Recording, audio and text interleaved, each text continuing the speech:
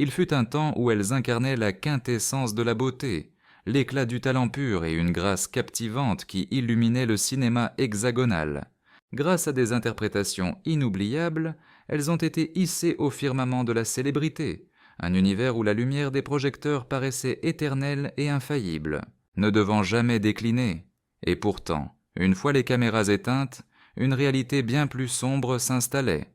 Un grand nombre de ces icônes ont été englouties par l'anonymat, le désespoir de la solitude et la plus cruelle des précarités. Ce récit se veut un hommage vibrant et respectueux à 18 comédiennes françaises qui, par leur présence magnétique, ont magistralement éclairé leur génération avant d'être cruellement et injustement abandonnées dans les ténèbres de l'indifférence et du silence par le passage implacable des années. Commençons avec Martine Carol, dont le nom de naissance était Marie-Louise Mouret. Elle a vu le jour le 16 mai 1920 dans la ville de Saint-Mandé, en France. Elle est rapidement devenue l'incarnation même du glamour et une icône absolue de la sensualité qui a défini le cinéma français de la décennie 1950. C'est son interprétation de Caroline dans le long-métrage Caroline Chérie, sorti en 1951, qui l'a catapultée sur la scène internationale, lui offrant une renommée mondiale. Alors âgée de seulement 31 ans, elle était à l'apogée de sa carrière, couronnée sans conteste, la reine du box-office sur le territoire français. Derrière cette façade étincelante de glamour se dissimulait pourtant une existence personnelle tourmentée et profondément douloureuse, jalonnée par une succession d'épreuves. Son parcours intime fut une série de déceptions, avec des unions matrimoniales qui se sont soldées par des échecs, des liaisons amoureuses scandaleuses et une lutte constante contre ses addictions. Elle fut même la victime d'un enlèvement au Liban et a dû par la suite combattre une dépression sévère, au moment même où sa carrière professionnelle commençait à péricliter, balayée par l'émergence de la nouvelle vague. Sa notoriété s'est alors évaporée aussi vite qu'elle était apparue, la plongeant dans un isolement profond, complètement exsangue sur les plans psychologiques et financiers. Le 6 février 1967, le destin de Martine Carol s'est achevé brutalement. Elle a succombé à une crise cardiaque, seule dans une chambre d'hôtel anonyme de Monte-Carlo. Elle n'avait que 46 ans, et sa disparition s'est faite dans un silence assourdissant. Une fin tragique pour une comédienne, qui fut autrefois l'objet d'une adoration quasi unanime à travers toute la France. Tournons-nous maintenant vers Anicet Alvina, qui a vu le jour le 28 janvier 1953 à Boulogne-Billancourt, en France. Cette actrice au magnétisme ensorcelant, née d'une union franco-iranienne, est devenue une personnalité incontournable du cinéma. D'auteur et d'essai en France durant les années 1970, sa carrière a véritablement décollé, lui apportant une large reconnaissance, suite à son interprétation dans l'œuvre Glissement progressif du plaisir en 1974 d'Alain Robbe-Grillet, une création cinématographique particulièrement audacieuse et provocatrice où elle campait un personnage qui était un cocktail déroutant d'innocence candide et d'esprit de rébellion, à l'âge de 21 ans à peine. Anicet a profondément marqué le public par un jeu d'actrice, à la fois viscéral, empreint de sensualité et profondément perturbant.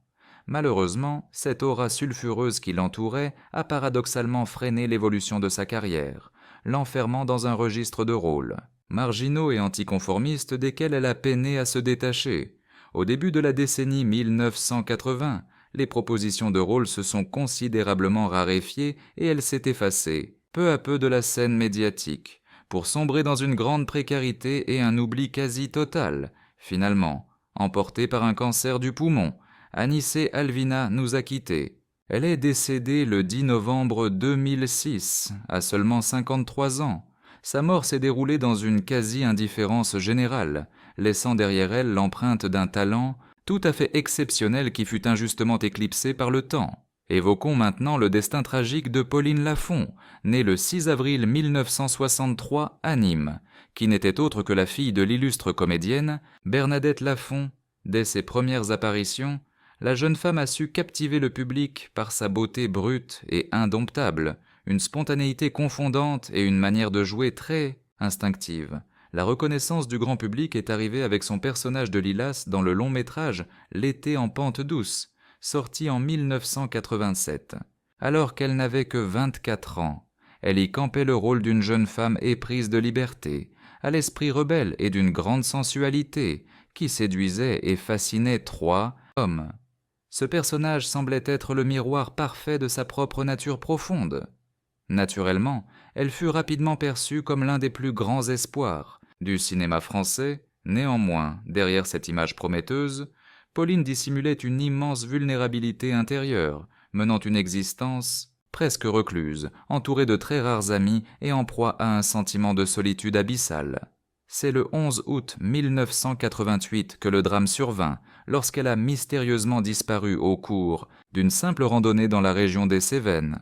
Sa dépouille ne fut découverte que 3 longs mois après, au pied d'un ravin, victime d'un accident de chute. Elle était âgée de seulement 25 ans, un talent si prometteur, si lumineux, qui fut fauché de la manière la plus brutale qui soit, créant un vide qui perdure dans le paysage du cinéma français. Une autre histoire, moins connue, est celle de Lucette Sahuquet, née à Alger en 1926, une comédienne d'origine pied-noir, largement méconnue du grand public, bien que son visage soit resté familier à des générations de spectateurs, grâce à ses innombrables seconds rôles mémorables, L'Insoumis, tourné en 1964, où elle donnait la réplique à Alain Delon.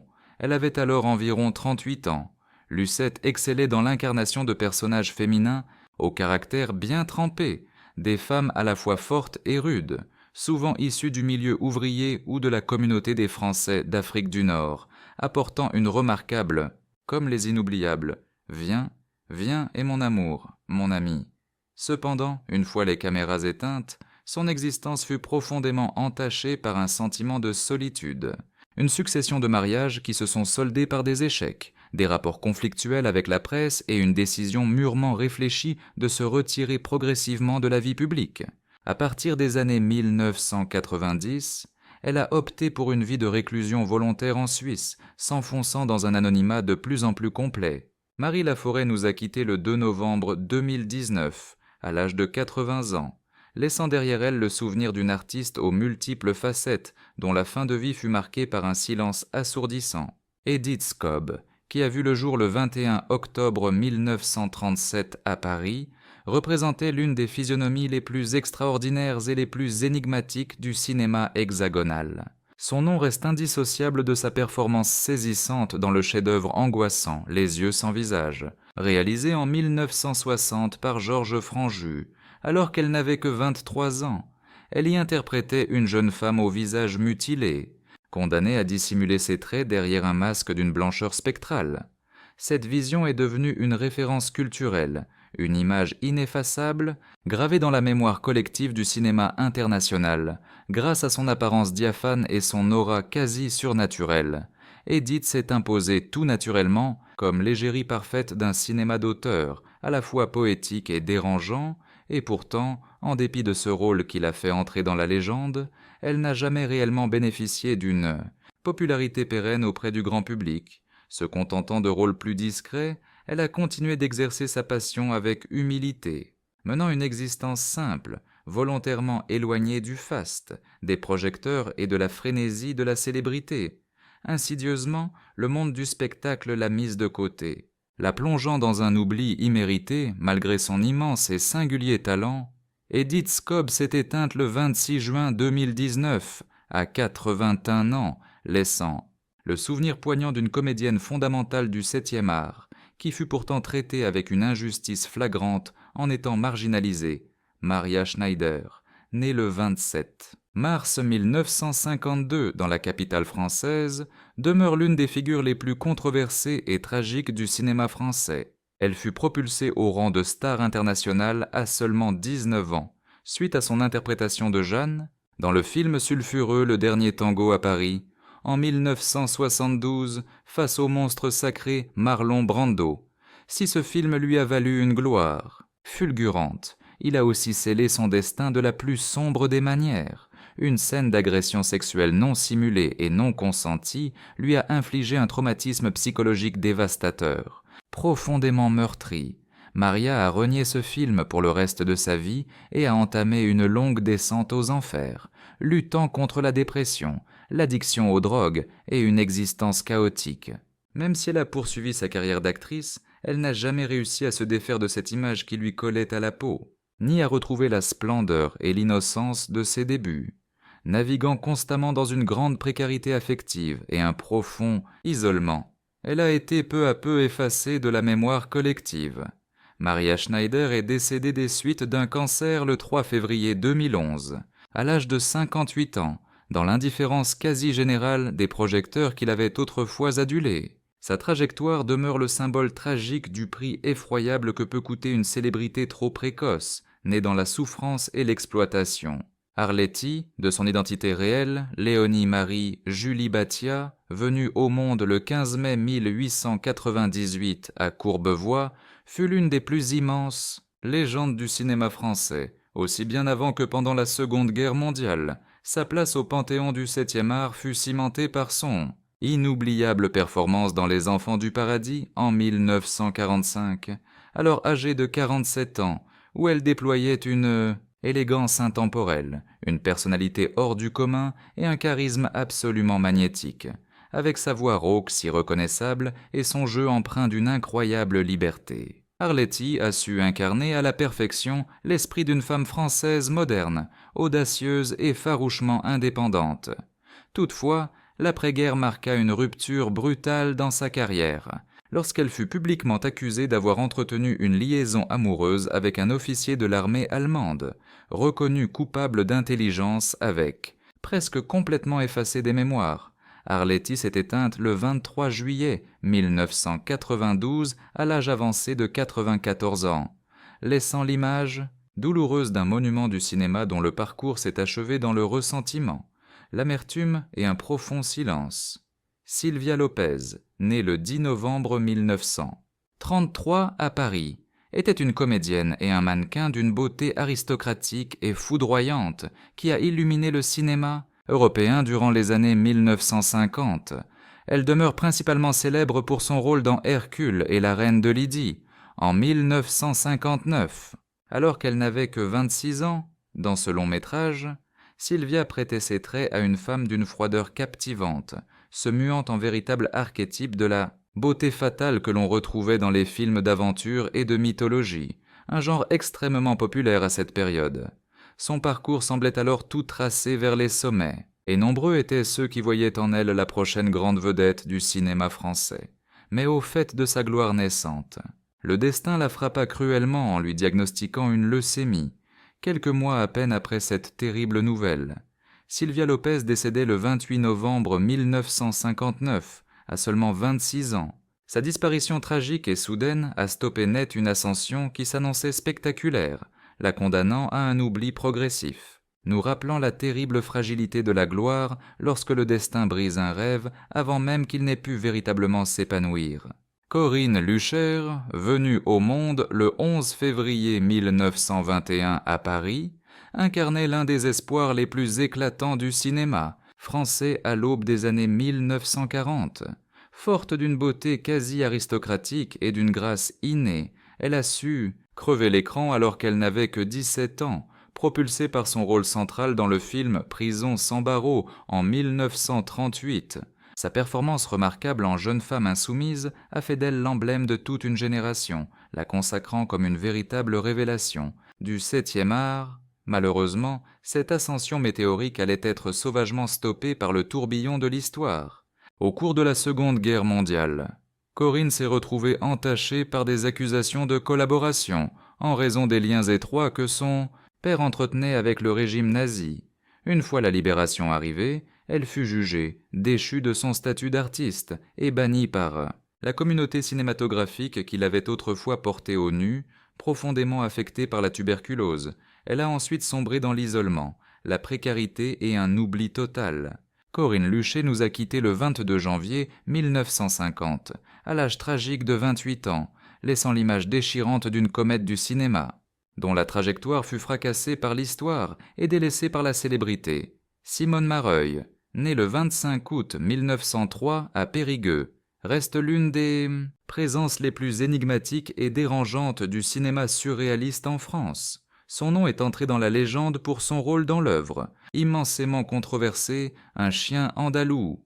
sorti en 1929 et signé par les maîtres Luis Buñuel et Salvador Dalí. Alors qu'elle approchait de ses 26, Hans, la tristement célèbre séquence de l'œil sectionné l'a immortalisée comme une figure emblématique du cinéma avant-gardiste. Cependant, en dépit de ce coup d'éclat, sa carrière n'a jamais atteint les sommets qu'on aurait pu lui prédire, cantonnée à cette image d'un cinéma expérimental et confidentiel. Simone s'est vue peu à peu mise à l'écart, glissant inexorablement vers l'anonymat, des épreuves personnelles douloureuses, incluant un mariage qui s'est soldé par un échec, ont lourdement ébranlé sa santé psychologique, plongée dans une solitude immense et une grande pauvreté dissimulée.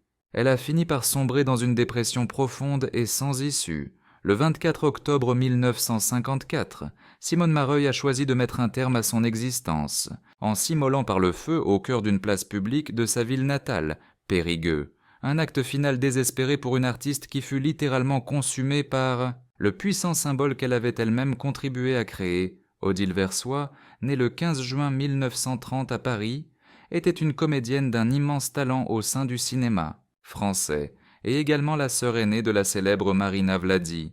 Dès son plus jeune âge, elle s'est fait remarquer par sa beauté d'une grande pureté classique et par un jeu d'actrice qui témoignait d'une remarquable subtilité émotionnelle. L'une de ses interprétations les plus mémorables reste son rôle dans Le Défroqué, en 1954, alors âgée de 24 ans, où elle donnait vie à une femme déchirée entre sa dévotion religieuse et ses désirs profonds, démontrant ainsi une complexité intérieure tout à fait saisissante.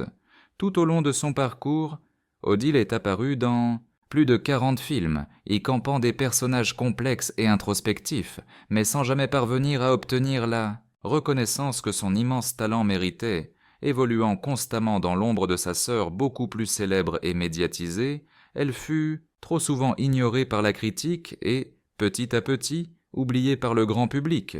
Cette indifférence persistante l'a finalement poussée à s'éloigner progressivement des plateaux de tournage, rongée par un cancer. Odile Versoix est décédée le 23 juin 1980, à seulement 50 ans.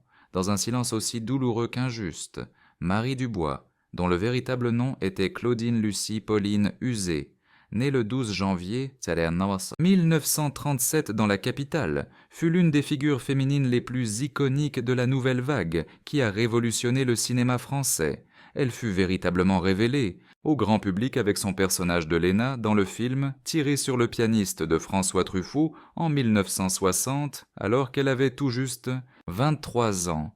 Grâce à son charme discret, sa beauté authentique et son regard empreint de mélancolie, elle a su imposer un style de jeu d'un naturel et d'une sensibilité bouleversant. Marie Dubois a par la suite tourné dans un grand nombre de films à succès, parmi lesquels La Grande Vadrouille, et a même été récompensée par le César du meilleur second rôle féminin en 1978. Mais derrière les apparences de cette carrière, couronnée de succès, elle menait en réalité une bataille discrète et acharnée contre la sclérose en plaques, une maladie qui a lentement diminué ses forces physiques. Au cours de ces dernières années, elle s'est retirée loin de l'agitation médiatique, choisissant de vivre dans une très grande discrétion et un isolement plein de pudeur. Marie Dubois s'est éteinte le 15 octobre 2014, à l'âge de 77 ans, en laissant le souvenir impérissable d'une comédienne d'une grande sensibilité, dont la fin de vie fut enveloppée de silence. Françoise Seigné, née le 7 avril 1928 à Paris et issue d'une prestigieuse lignée d'artistes, cousine de Bulle Ogier, fut une actrice au cheminement aussi discret qu'admirable. Pour une large part du public, elle reste principalement associée à son rôle dans Le Comte de Monte-Cristo de 1998, alors qu'elle avait déjà atteint l'âge de 70 ans, y campant une femme de la noblesse, austère mais nette sensation. Surface mais dissimulant une immense richesse d'âme. Cependant, bien avant cette consécration sur le tard, Françoise avait bâti une carrière d'une grande solidité sur les planches, particulièrement à la Comédie Française, institution où elle a œuvré pendant de très nombreuses décennies. Estimée pour sa discipline de fer et son talent indéniable, elle est toutefois restée en marge de la grande célébrité. Souvent reléguée à des rôles de soutien et volontairement maintenue à distance de l'éclat des projecteurs. ayant passé toute son existence dans l'ombre de personnalités bien plus médiatisées. Son travail considérable fut trop rarement salué à sa véritable et juste valeur. Elle est décédée le 13. Le parcours d'une créatrice s'est achevé en octobre 2008, emportée par un cancer du pancréas dans une discrétion quasi complète, une fin qui reflète tristement sa destinée. Elle est restée dévouée à son expression artistique, et pourtant, le grand public l'avait largement délaissée. Marie Trintignant a vu le jour le 21 janvier 1962 dans la ville de Boulogne-Billancourt. Issue d'une illustre lignée du cinéma, elle était la progéniture de l'acteur Jean-Louis Trintignant et de la cinéaste Nadine Trintignant. Son apparence était empreinte d'une beauté délicate et vulnérable. Avec un regard profond et teinté de tristesse, elle a su se faire une place de choix dans le paysage cinématographique français grâce à une interprétation tout en nuances et d'une grande profondeur émotionnelle.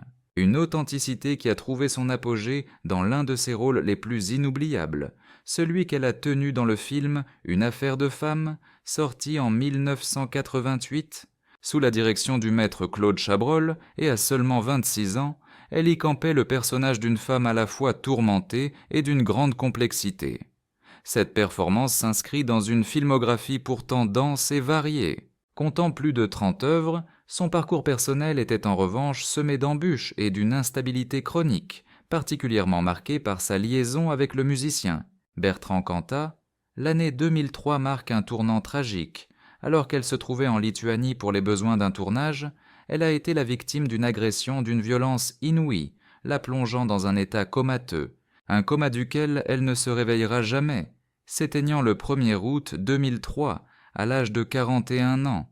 Son décès, dans des circonstances effroyables, a provoqué une onde de choc à travers toute la France. Elle est ainsi devenue le symbole poignant de la lutte contre les violences faites aux femmes, laissant derrière elle le souvenir d'un talent exceptionnel qui a été éteint de la manière la plus brutale qui soit. Jeanne Moreau, qui a vu le jour en janvier 1928 à Paris, s'est imposée comme l'une des figures les plus emblématiques et incontournables du 7e art français du XXe siècle.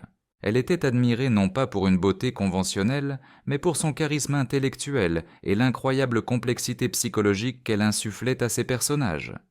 Son entrée au panthéon du cinéma s'est faite grâce à un rôle spécifique. Son interprétation de Catherine dans le chef-d'œuvre Jules et Jim, réalisé par François Truffaut en 1962, alors qu'elle atteignait ses 34 ans, fut un tournant décisif. Ce personnage, à la fois épris de liberté, insoumis et plein de contradictions, a non seulement représenté le sommet de sa trajectoire artistique, mais s'est aussi inscrit de manière indélébile dans l'imaginaire collectif du cinéma français. Sa voix si reconnaissable, légèrement éraillée, et son charisme absolument magnétique lui ont ouvert les portes d'une renommée qui a largement dépassé les frontières de la France. Néanmoins, cette façade glorieuse cachait une autre réalité derrière le faste et les projecteurs se dissimulaient une existence personnelle jalonnée par la solitude, des relations amoureuses tumultueuses et les cicatrices d'une jeunesse difficile. En dépit des récompenses et de l'adulation, elle est toujours restée empreinte d'une sorte de tristesse subtile et persistante. Jeanne Moreau a tiré sa révérence le 31 juillet 2017, à l'âge vénérable de 89 ans, toujours respectée, mais dont la mémoire s'est peu à peu estompée pour les nouvelles générations.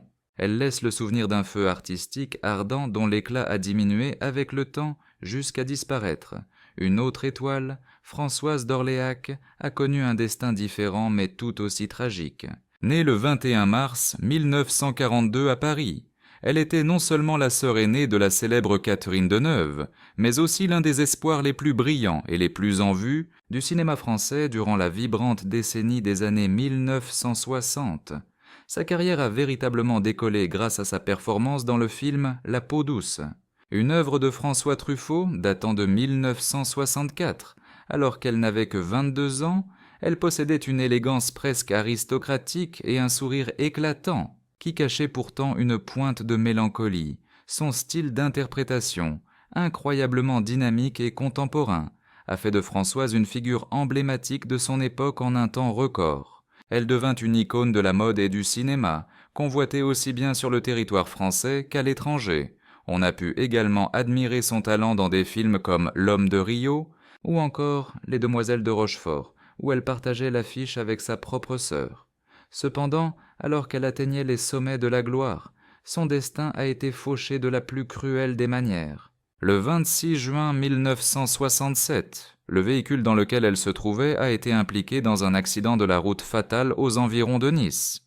Françoise d'Orléac a perdu la vie sur le champ, à l'âge tragique de 25 ans seulement, laissant derrière elle l'image poignante d'une comète du cinéma dont la trajectoire lumineuse s'est interrompue bien avant qu'elle n'ait pu atteindre son plein potentiel. Une autre figure marquante, Ginette Leclerc, dont le nom de naissance était Geneviève Menu, a vu le jour le 9 février 1912 dans la capitale française et fut l'une des personnalités les plus emblématiques de la sensualité assumée au sein du cinéma hexagonal des années 1930 et 1940. Si son nom a traversé les époques, c'est principalement grâce à un rôle qui a gravé son image dans la mémoire collective, sa participation au film Le Corbeau en 1943, alors qu'elle n'avait que 31 ans, à l'apogée de sa splendeur et de sa notoriété. Devant la caméra, elle se glissait fréquemment dans la peau de personnages féminins au charme vénéneux, des femmes complexes et déroutantes qui ont durablement marqué l'imaginaire des cinéphiles de l'époque. Malheureusement, la fin de la Seconde Guerre mondiale a marqué un tournant brutal dans sa trajectoire. L'existence de Ginette a basculé dans l'ombre suite à son implication dans des affaires controversées datant de la période de l'occupation.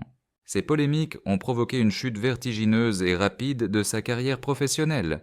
Progressivement, elle fut ostracisée par le monde du cinéma qui l'avait autrefois adulée. Ginette Leclerc a donc passé les dernières décennies de sa vie dans un anonymat presque total, confrontée à d'importantes difficultés matérielles. Elle était devenue quasiment invisible sur la scène médiatique et artistique.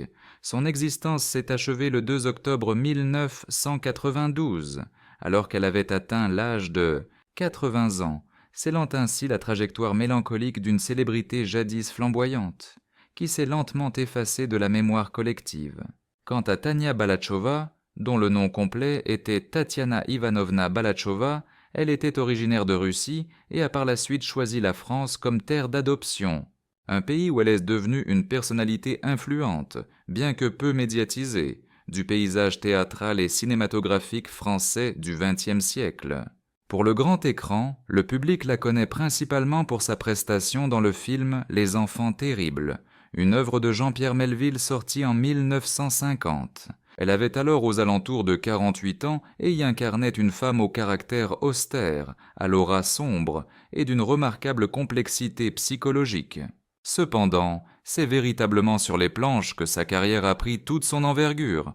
Dans le monde du théâtre, Tania s'est distinguée non seulement comme une actrice de talent, mais aussi comme une enseignante émérite, une pédagogue hautement respectée qui a d'ailleurs formé de futures légendes. À l'image de Jeanne Moreau, en dépit de cette contribution majeure, elle n'a jamais atteint la célébrité auprès du grand public, ni même une situation financière confortable. En conséquence, les dernières années de son existence furent marquées par une grande précarité, et Tania Balachova a vécu dans le dénuement et une profonde solitude, quasiment effacée de la mémoire de tous. Elle s'est éteinte le 22 janvier 1973. Dans l'indifférence générale, c'est dans l'indifférence quasi générale que s'est éteinte à Paris, à l'âge de 70 ans, une existence marquée par un talent immense et une fin de vie tragiquement amère, celle d'une artiste d'exception. René Carle, qui a vu le jour le 18 juin 1875 dans la capitale française, était une présence incontournable et familière des premiers temps du cinéma hexagonal. Un antisémitisme particulier lorsqu'elle s'est illustrée durant l'âge d'or du cinéma muet. Sa notoriété repose principalement sur sa performance mémorable dans le chef-d'œuvre J'accuse de 1919, un film puissant réalisé par Abel Gance, dans lequel elle livra une prestation poignante alors qu'elle approchait de ses 44 ans. Son registre de prédilection la voyait incarner des personnages féminins, authentiques et simples, des femmes au grand cœur, débordantes d'une humanité touchante et d'une grande richesse émotionnelle. Sa carrière fut prolifique, et durant de longues années, son visage illumina régulièrement les écrans, devenant ainsi l'une des pionnières qui ont aidé à façonner les fondations mêmes de notre cinématographie nationale. Cependant, le temps passant et les modes évoluant, Les projecteurs se sont détournés d'elle pour se braquer sur une nouvelle génération d'actrices plus jeunes. Lentement, mais sûrement, Renée Carle a été poussée vers l'ombre, reléguée au second plan. Se voyant privée de propositions de rôle et de la reconnaissance qu'elle méritait, son quotidien est devenu une lutte, une existence précaire et isolée. Elle a fini par nous quitter, dans la plus grande discrétion, son nom, jadis sur toutes les lèvres, n'étant plus qu'un lointain souvenir pour le grand public. Le parcours terrestre de Renée Carle s'est achevé le 9 juillet 1933, alors qu'elle n'avait que 58 ans. La maladie l'a emportée, scellant ainsi la destinée tragique et silencieuse d'une pionnière que le courant du temps a balayée. Une autre figure marquante, Paulette Dubost, venue au monde le 8 octobre 1910 à Paris, était une comédienne française dont le visage radieux et le naturel confondant de son interprétation ont gravé une marque indélébile dans les annales du 7e art. La postérité se souvient particulièrement d'elle pour son incarnation de Lisette, la pétillante et espiègle soubrette dans l'œuvre monumentale de Jean Renoir. La règle du jeu, sortie en 1939. Elle a donné vie à ce personnage. Alors qu'elle avait environ 28 ans, éclatante de vitalité et au fait de son charme irrésistible, cette performance magistrale lui a valu l'admiration et le respect de la profession, mais paradoxalement, ce succès critique ne s'est jamais transformé en une carrière aussi étincelante ou pérenne qu'on aurait pu l'espérer. Une fois la Seconde Guerre mondiale terminée, l'étoile de Paulette Dubost a commencé à pâlir peu à peu. Les propositions de films se sont espacées, devenant de plus en plus rares, et par conséquent, ses ressources financières sont restées durablement modestes. Malgré une longévité exceptionnelle, les dernières décennies de son existence se sont déroulées dans des conditions matérielles très simples, loin du tumulte médiatique et de l'affection du public. Elle fut quasiment effacée des mémoires, une injustice criante au vu de l'impact artistique majeur de sa contribution au cinéma. Paulette Dubost a tiré sa révérence le 21 septembre 2011, à l'âge vénérable de 100 ans, simplement usée par le poids des années, concluant ainsi le long chapitre de la vie d'une comédienne qui avait touché du doigt les plus hauts sommets de la célébrité, avant de s'éclipser discrètement, loin du scintillement des projecteurs. Évoquons aussi le souvenir de Marcel Génia, née en juillet 1881 à Paris, qui fut une immense actrice française, aussi bien sur les planches de théâtre que sur les plateaux de cinéma, et qui jouissait d'un immense respect au commencement du XXe siècle. Le public de son temps l'a particulièrement appréciée pour ses interprétations dans des films et des pièces de théâtre qui étaient souvent des adaptations de grandes œuvres littéraires. On se souvient notamment de sa prestation dans la Symphonie pastorale, datant de 1946, un rôle qu'elle a endossé avec brio à l'âge d'environ 65 ans. Elle excellait dans l'incarnation de femmes d'âge mûr, au caractère introverti et dotée d'une remarquable complexité psychologique. Avant cette consécration tardive, elle était déjà une figure bien connue et hautement estimée du théâtre classique, très appréciée par ses pairs et les critiques, sans pour autant atteindre une véritable notoriété auprès du grand public. Mais, avec la transformation de l'industrie cinématographique et l'émergence d'une nouvelle vague de talents, le nom de Marcel Génia a peu à peu sombré dans l'oubli. Les opportunités de rôle se sont complètement taries, la plongeant dans une situation financière extrêmement précaire. Elle a dû affronter les dernières années de son existence dans une grande pauvreté. Le souvenir de l'artiste remarquable qu'elle fut s'étant presque entièrement dissipé. Marcel Génia nous a quittés le 19 octobre 1959, à l'âge de 78 ans, vaincue par l'âge et la maladie. Ce fut la fin du parcours discret d'une comédienne jadis admirée de tous, finalement balayée par l'inexorable oubli que le temps impose, éclairée par la douce lumière du souvenir. Ces femmes exceptionnelles resteront pour l'éternité des constellations silencieuses. Bien qu'elles aient disparu de nos écrans depuis longtemps, leur présence reste vibrante et palpable au sein de la grande mémoire du cinéma, et surtout dans le cœur de tous ceux qui le chérissent. Il est de notre devoir de nous souvenir d'elles, et pas seulement pour leur talent qui brillait de mille feux, mais également pour les souffrances muettes et les peines cachées qu'elles ont endurées une fois que les lumières des projecteurs s'éteignaient, faisant en sorte que leur parcours de vie ne tombe jamais dans l'abîme de l'oubli. Puisse leur gloire passer resplendir de nouveau, agissant comme un rappel vibrant et puissant que le véritable talent Cette flamme sacrée est immortelle et ne s'éteint jamais vraiment.